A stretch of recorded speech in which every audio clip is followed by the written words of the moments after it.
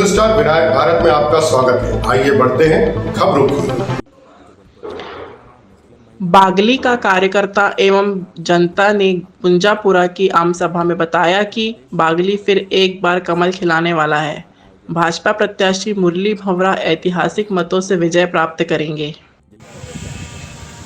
और आंख में से आंसू पल्ले से पोंछती थी, तभी उन्होंने सोचा होगा कि मुझे भगवान यदि कोई ताकत देगा तो मेरी मां तो क्या, मैं किसी की मां के आंख में आंसू आने नहीं दूंगा। और जब हमारे देश का प्रधानमंत्री आपके आशीर्वाद से लाल किले की प्राचीर पर प्रधानमंत्री के रूप में देश का झंडा फहराता और उसके बाद आकर भाषण देता है तो उन्हें कुछ दिखाई देता है, तो हमारे आदिवासी माताएं और बहनें लाल किले की भारतीय जनता पार्टी की सरकार बन रही है, 2/3 बहुमत से सरकार बन रही है और देवास जिले में हम सभी सीट जीत रहे हैं। मालवा निमाड़ के अधिकांश जिलों में 90% 90% हम सीट जीत रहे हैं। यहाँ पर पूरे प्रदेश में भारतीय जनता पार्टी की सरकार बन रही है। इंदौर जिले में 9 की 9 सीट जीतने वाले हैं। उज्जैन की सब सीट जीत रहे हैं, देवास की सब सीट जीत रहे हैं, मंदसौर की सब सीट जीत रहे हैं और इसलिए भारतीय जनता पार्टी की सरकार 200% बन रही है।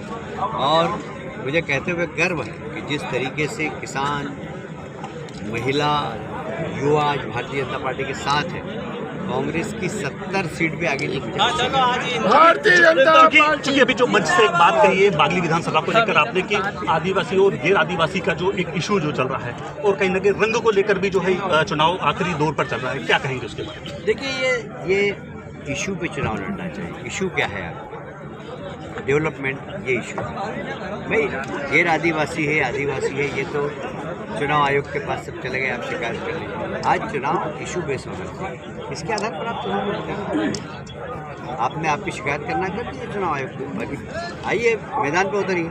आपने क्या किया आपकी सरकार से? 70 साल तक इस प्रदेश में कांग्रेस की सरकार प्रदेश में भी थी और केंद्र में थी, आपने क्या किया? हमने देखे वो बुरे हालत में कि हम पढ़ते थे तो चिमनी में पढ़े, हम भोपाल जाते थे तो बस में 6 घंटे लगते थे, गड्ढे वाली सड़कें हुआ करती थी, पुंजापुरा आने में 5 घंटे लगते थे, आज हम 2-2.5 घंटे में आ जाते हैं। ये जो विकास हुआ ये भारतीय जनता पार्टी ने किया। इस मुद्दे पर चुनाव होते हैं, ये कोई इशू है क्या कि आदिवासी है या नहीं है?